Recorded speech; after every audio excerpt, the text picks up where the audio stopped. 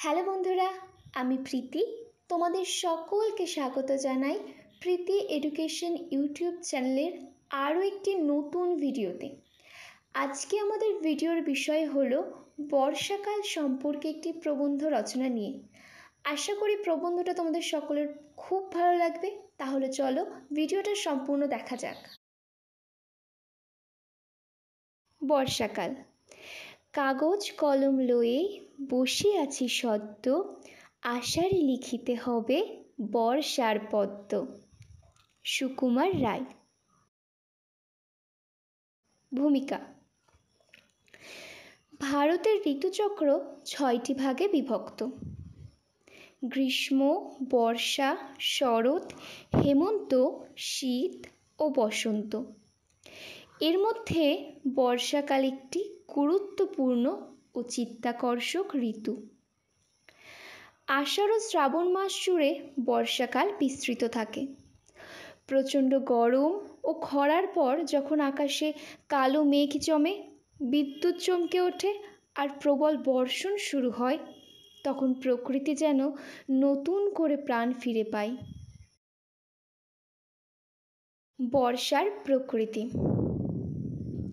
ঘন মেঘে ঢেকে যায় সূর্য, স্নিগ্ধ হয় মাঠের কান্তি, বৃষ্টিধারা বয়ে আনে প্রাণে এক নীরব শান্তি।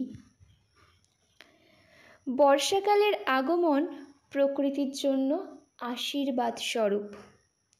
চারিদিকে সবুজের সমারোহ দেখা যায়। গাছপালা, ধানক্ষেত, পুকুর, নদী সবই জলধারায় সজীব হয়ে ওঠে। মাঠঘাট সবুজ চাদরে ঢাকা পড়ে। পাখিরা কিচিরমিচির করে। ব্যাঙের ডাক বৃষ্টির সাথে তাল মিলিয়ে বাজতে থাকে।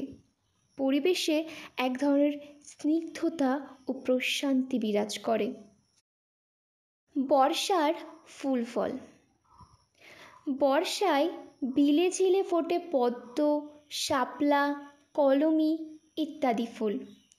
ডাঙায় ফোটে কদম, কেয়া, গন্ধরাজ ইত্যাদি ফুল। বর্ষাকালে পেয়ারা, আতা, বাতাবি লেবু, আমড়া, লটকন ইত্যাদি সুস্বাদু ও পুষ্টিকর ফল পাওয়া যায়। কৃষিক্ষেত্রে বর্ষার অবদান। এই ঋতুটি কৃষিজীবী মানুষের কাছে অত্যন্ত গুরুত্বপূর্ণ।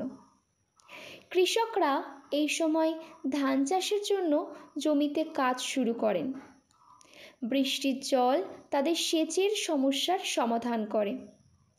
বর্ষাকাল ভালো হলে ফসলও ভালো হয়, যা দেশের অর্থনীতিতে ইতিবাচক প্রভাব ফেলে। গ্রামীণ জীবন এই সময় এক আনন্দ ঘন পরিবেশে পরিণত হয়। বর্ষার অপকারিতা। বর্ষাকালের কিছু নেতিবাচক দিকও আছে। কখনো অতিরিক্ত বৃষ্টির কারণে নদী উপচে পড়ে, বন্যা দেখা যায়। বহু ঘরবাড়ি ডুবে যায়, ফসল নষ্ট হয়, মানুষ ঘর ছাড়া হয়।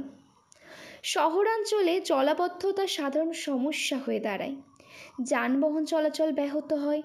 বিদ্যালয় ও অফিসে যাতায়াতের সমস্যা দেখা যায়। এই সময়ে ডায়রিয়া, টাইফয়েড, ম্যালেরিয়া ইত্যাদি জলবাহিত রোগও বেড়ে যায়। বর্ষার আনন্দ। শত অসুবিধা সত্ত্বেও বর্ষাকাল প্রকৃতির এক অপরিহার্য অংশ।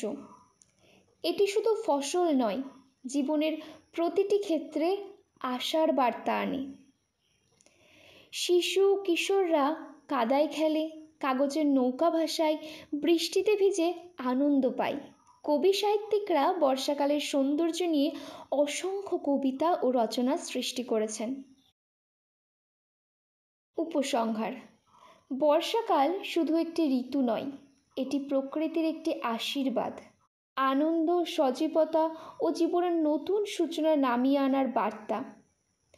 তাই বর্ষাকাল আমাদের জীবনে এক বিশেষ গুরুত্ব বহন করে।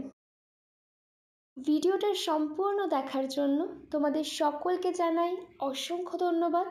আশা করি ভিডিওটা তোমাদের ভালো লেগেছে। এরকম আরও ভিডিও পাওয়ার জন্য অবশ্যই আমাকে কমেন্ট করে জানাবে এবং আমার চ্যানেলটা সাবস্ক্রাইব করে আমার পাশে থাকবে। Thank you.